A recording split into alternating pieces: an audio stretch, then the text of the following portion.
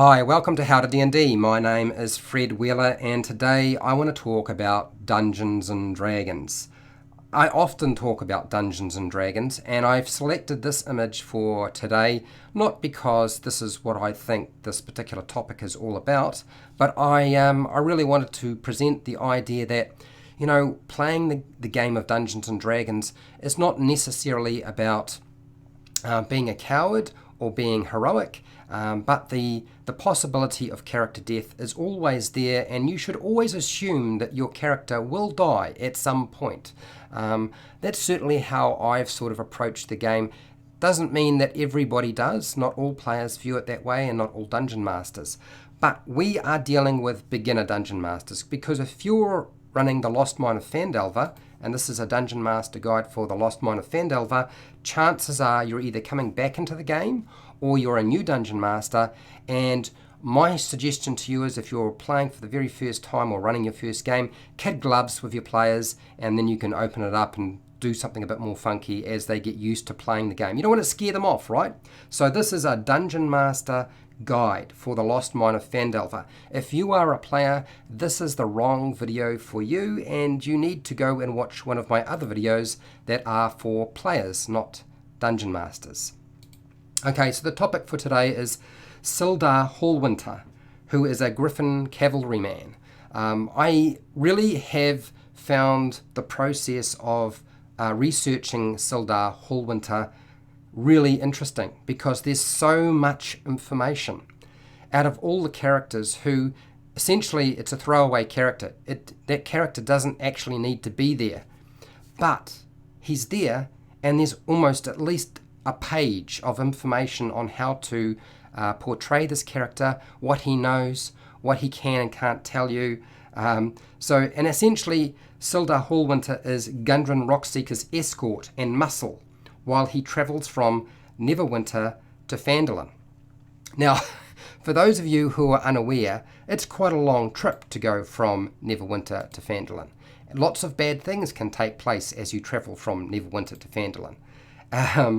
What is interesting, though, is that on that route, something bad happens. And this is, I guess, Sildar Hallwinter, to a large extent, is to blame for what takes place. So Sildar Hallwinter is an old human warrior, a Griffon Cavalry man, and you will find a lot of information on page 11 of the Lost Mine of Phandelver adventure. He is a kind-hearted agent of the Lord's Alliance who has seen many battles, maybe too many battles, because maybe if he had, maybe if he wasn't quite as old as he is, he would have realized that escorting one dwarf on his own alone was probably not a smart idea. But it's taken place that way, and there's nothing more he can do about it. Now, you will probably find the players have already met Sildar at some point when they were in Neverwinter, before they actually go through the process of delivering the wagon of supplies from Neverwinter to the mines in Phandalin.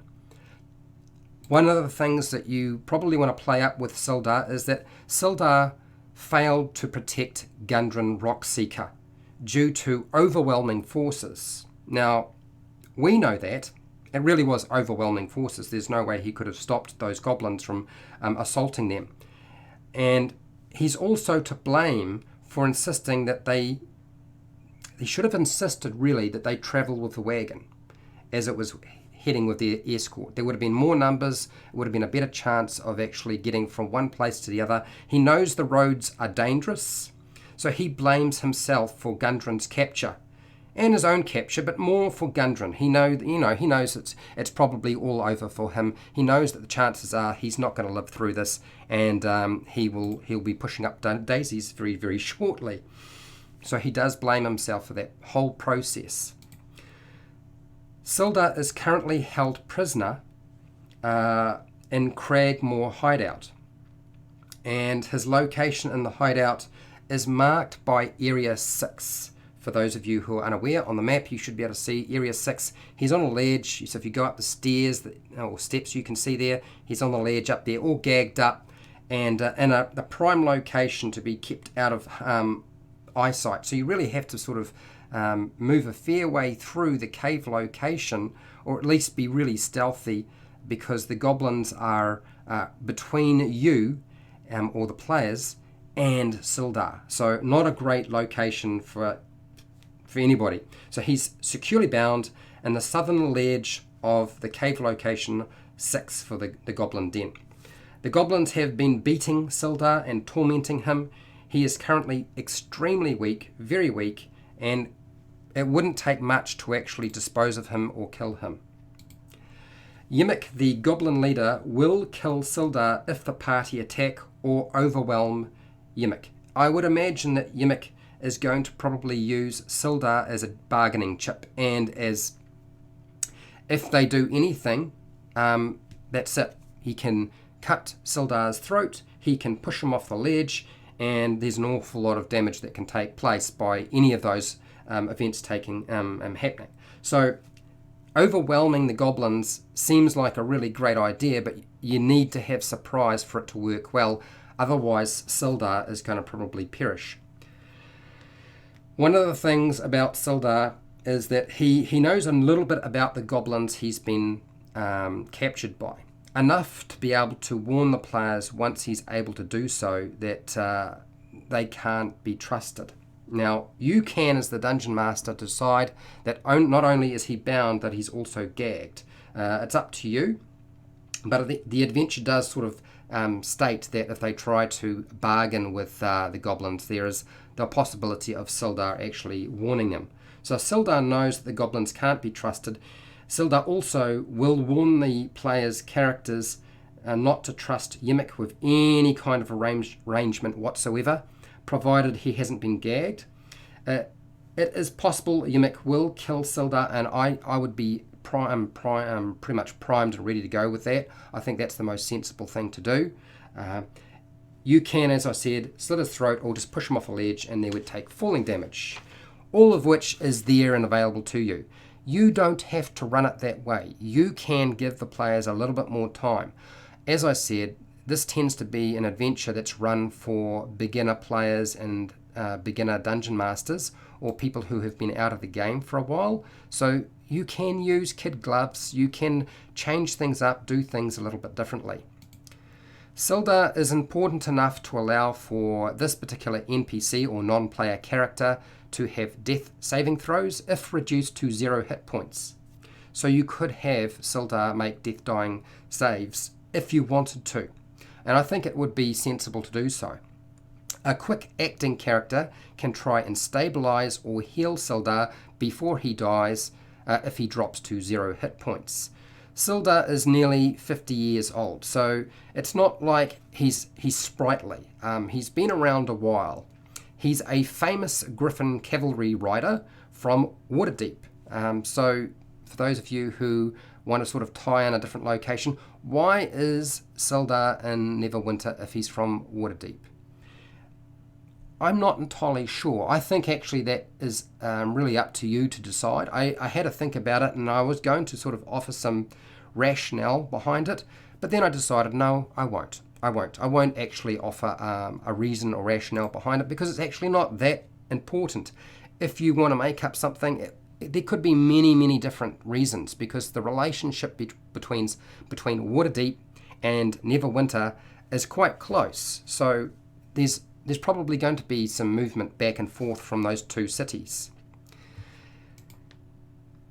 Sildar met Gundren in Neverwinter, and that's where the arrangement for escorting the dwarf took place, but he is an agent of the Lords of Lions. I've already mentioned that. He is concerned with the mutual security and prosperity of the cities and settlements along the Sword Coast. This is really what ties the Lords' Alliance together, is the mutual understanding that the security and prosperity of the cities and settlements is the most important aspect of their function. This involves proactively eliminating threats by any means. So the Lord's Alliance aren't goody two-shoes, and a lot of people think that they are, but they're not.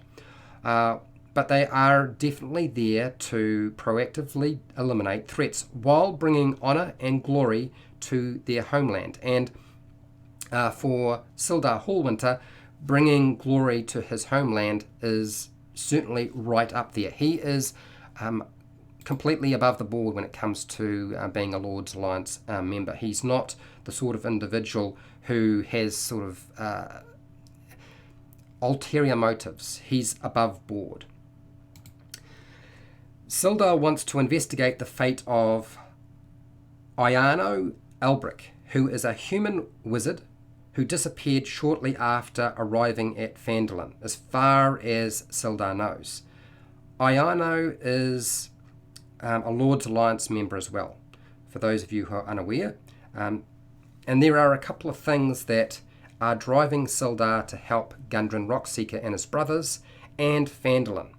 And one of the things that Sildar wants is to learn what happened to Iano Elbrick. What actually happened to that Lord's Alliance member who was supposed to be doing good work for Phandelver. Nothing's been heard from Iano. He wants to assist Gundren in reopening the old mine that would bring prosperity and trade to Phandelver from other locations. He's trying to help restore Phandelver to a civilized centre again. It used to be a civilized centre, it's not now, but that could be changed with a little bit of help. Wealth and prosperity and peace for the region. These are the things that Sildar really wants to have happen. Now there are a couple of things you need to understand with regard to what Sildar can provide the player's characters. There's information that Sildar will provide the characters with, provided he lives past that first initial contact with the goblins as they try to rescue him from the goblins. If he doesn't get rescued, he's not going to be able to provide any information if he winds up dead. So there are a few things that you need to pass on. That is that there are 3 Rockseeker brothers, which personally I think the player's characters should already know. If you've done your homework at the very beginning and built them into the story well, so that they are linked to the Gundren Rockseekers, or at least Gundren Rockseeker. So there's Gundren, there's Tharden, there's Nundro. Okay, and they have recently located the entrance to Wave Echo Cave, a site of the Phandelver's Pact. Now, I'm not going to talk a lot about the Phandelver Pact because, first of all, there's not enough time.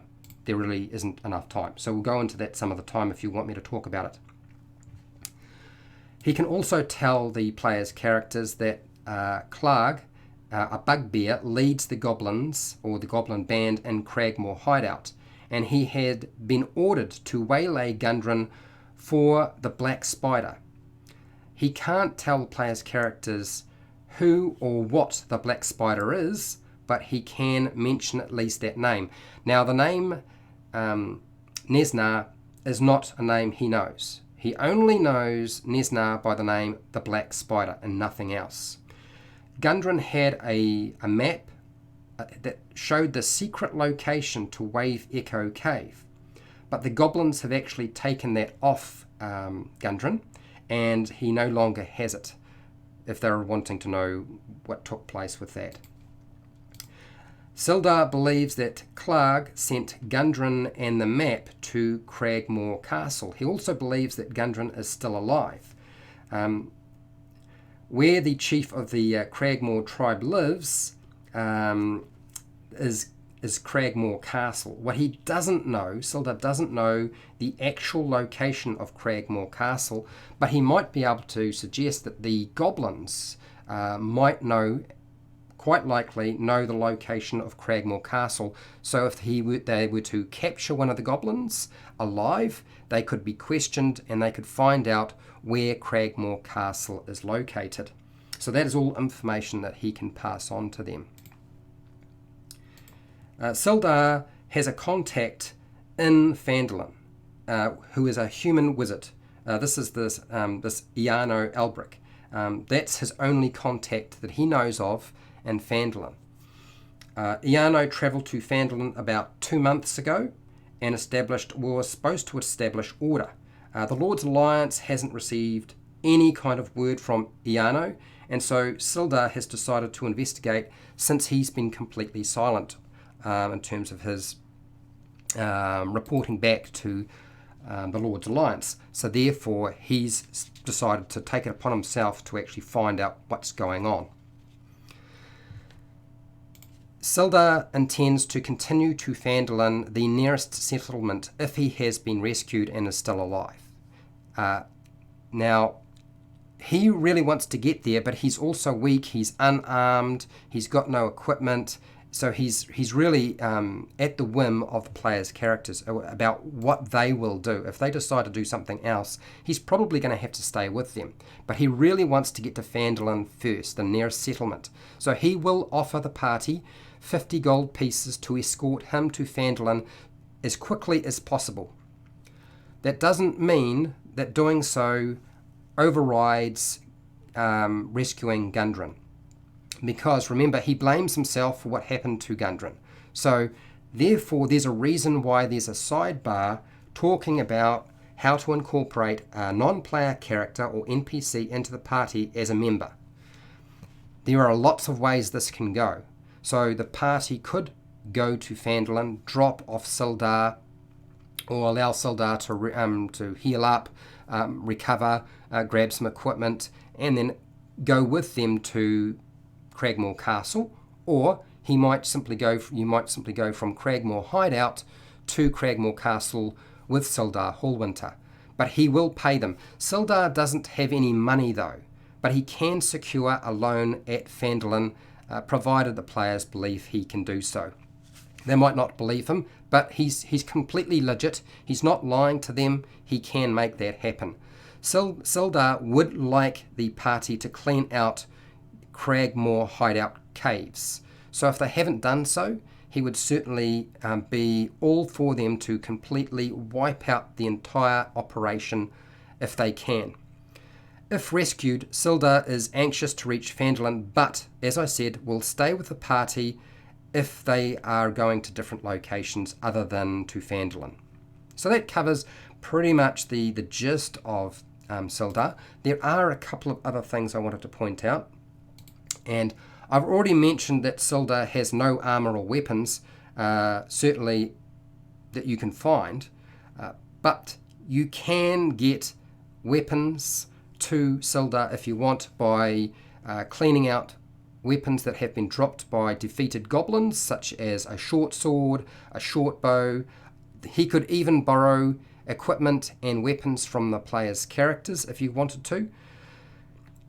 Sildar's gear is actually at Cragmore Castle, and the problem is that he's never really going to get to use it till the very end because it's in such a well-secured location in Cragmore Castle. So if Sildar dies, so what happens if Sildar dies? I know people have asked me this. If he dies, what will happen to the story? The story will be fine. The story can continue without him. It doesn't actually require Sildar to be there. It's certainly nice because they get a bit of a contact, they get a little bit of help in combat, but if he dies, it's all good. You don't need to freak out. There are instructions, as I said, for running an NPC as part of the adventuring group on page 11. Keep Sildar's role more of a source of support and information. That's my advice to you. For those of you who are thinking, let's stick him in the front line. I don't think that's such a great idea, so I wouldn't stick him in the front line if you can help it. I'd put him in the back line. Much more sensible, if you ask me. Of course, you don't have to follow my advice. These are all, as I said, these are only suggestions.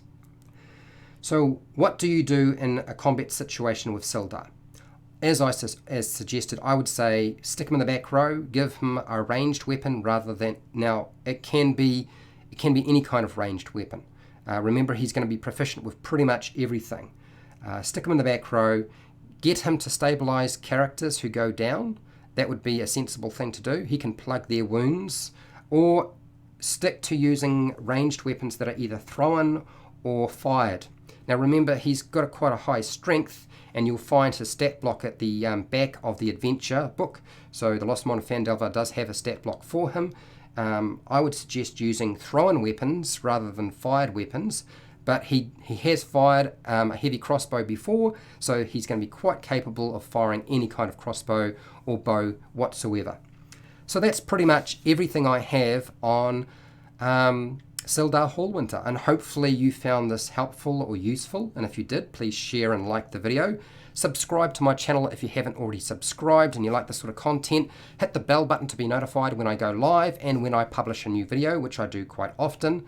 If you want to support my channel, you supported my channel by watching this video, and I have to say thank you very much. I do appreciate it. I have hundreds more videos on all sorts of things related to Dungeons and Dragons. But more importantly, if you're watching this video, I do have a series of videos that cover the Lost Mine of Phandelver, and it's starting to get quite broad, so there's bound to be some topic that you have been looking for that I've done a video on by now.